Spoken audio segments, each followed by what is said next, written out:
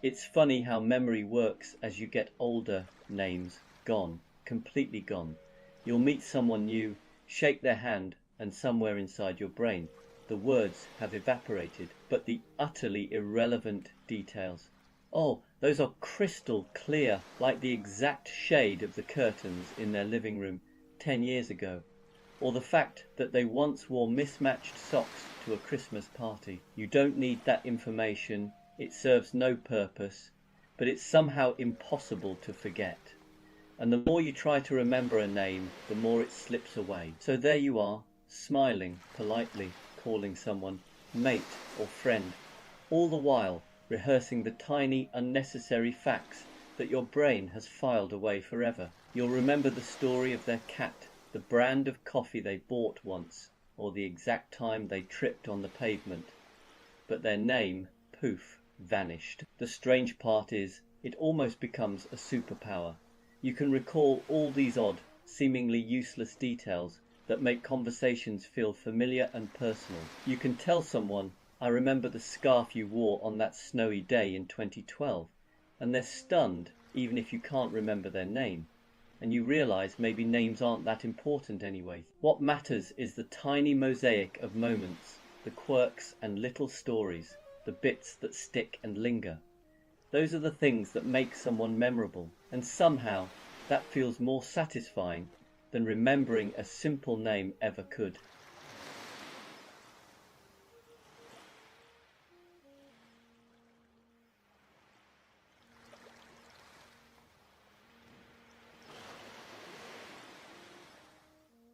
Do you catch yourself overthinking the simplest things? You start out with something tiny, choosing a sandwich, replying to a message, deciding whether to leave the house now or in 5 minutes.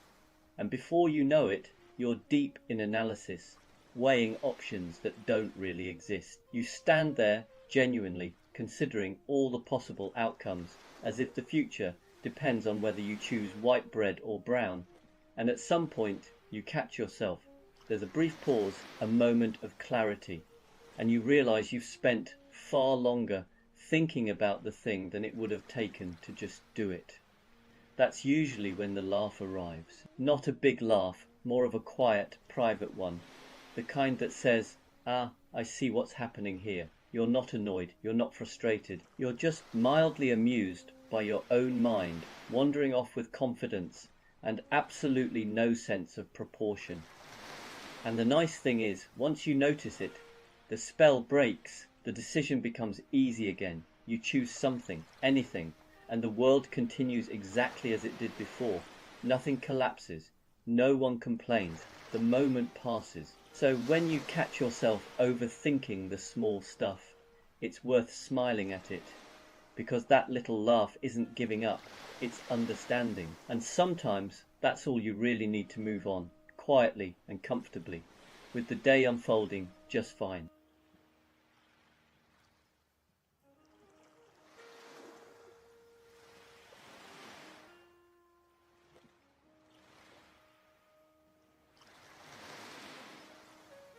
There's a moment in life when bedtime quietly shifts. No announcement, no discussion, no dramatic decision. It just happens earlier than you expect. One day you're someone who stays up late because you can, and the next you're glancing at the clock and thinking, well, that's probably enough for today. What's interesting is how reasonable it feels. There's no rebellion, no sense of missing out. You're not tired in a dramatic way, you're just done. The day has had its say, and you've listened politely.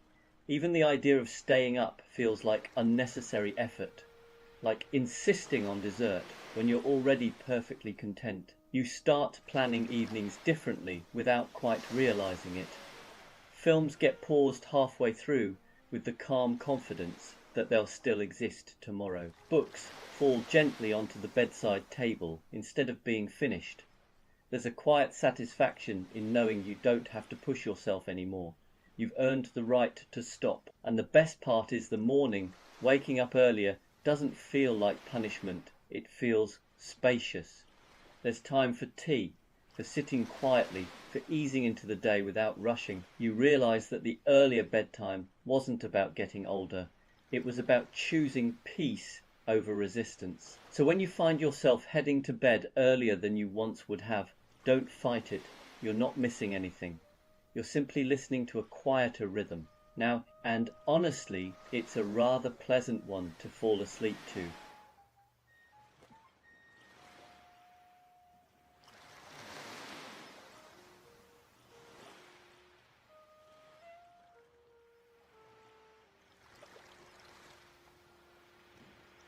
There's a quiet moment that sneaks up on you at some point in life, when you realize you've picked something up again that you once put down for good, a hobby, something you were absolutely certain you'd outgrown, not abandoned temporarily, finished with.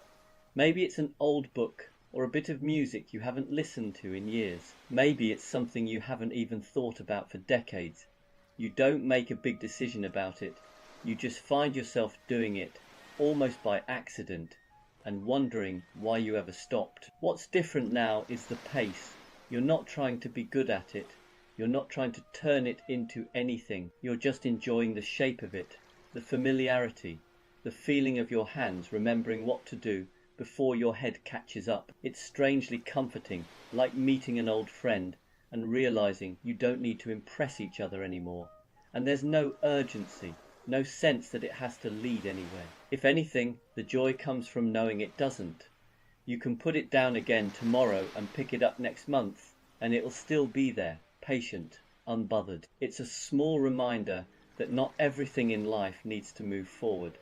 Some things are happy to wait for you to come back, quietly, when you're ready. And when they do, they fit into your life in a way they never quite did the first time around.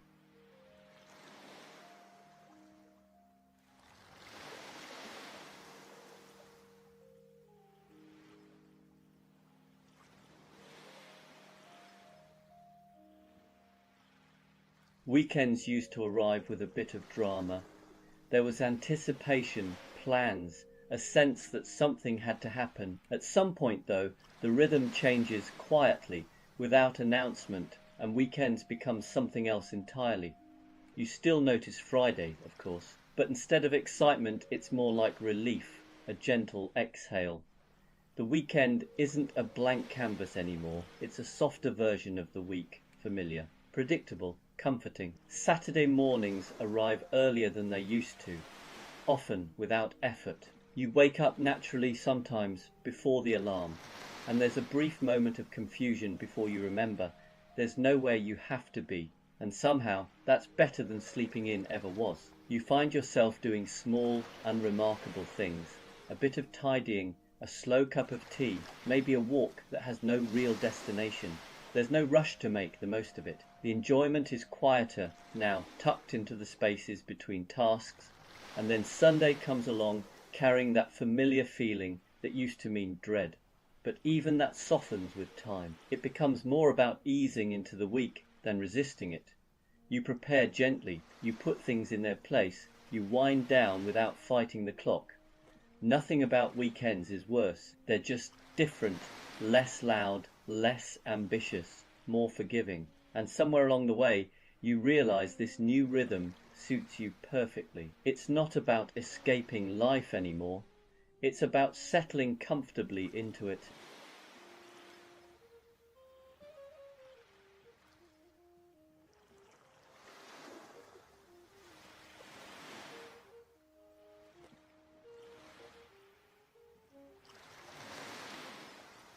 There's a particular kind of joy that sneaks up on you as you get older, and it's not the big, dramatic kind. It's the joy of small improvements, the kind no one else notices, and honestly, you don't really want them to. It's things like finally fixing a cupboard door that's been slightly off for years. Nothing dramatic changes. The kitchen looks the same, but every time you open it, there's a tiny moment of satisfaction, a quiet sense that the world is, at least in this one small corner, behaving itself, or replacing something that was technically working, but only just a kettle that took too long, a light bulb that flickered, a drawer that needed a very specific jiggle. Once it's sorted, life doesn't get better in a noticeable way. It just gets smoother, and that smoothness starts to matter. What's strange is how invisible these improvements are to everyone else. You don't announce them, you don't point them out, you simply enjoy them privately, like a small secret between you and your environment, a mutual understanding that things are now slightly improved. And the more of these tiny fixes you make, the calmer everything feels, not because anything big has changed, but because fewer things are quietly irritating you, fewer sighs, fewer eye rolls, fewer moments of mild resistance. So when you catch yourself feeling oddly pleased about a quieter hinge or a better fitting lid, don't dismiss it. That's not boredom, that's wisdom. It's the quiet joy of small, everyday improvements, the kind that make life feel just a little bit more settled, one unnoticed upgrade at a time.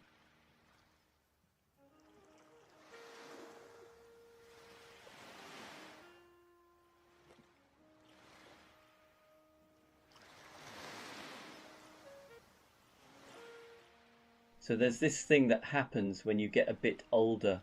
Maybe it's subtle at first, or maybe you don't notice until one day it hits you. Every room you go into suddenly seems to have a chair that's yours, not literally yours, of course, but somehow it's the one you gravitate to.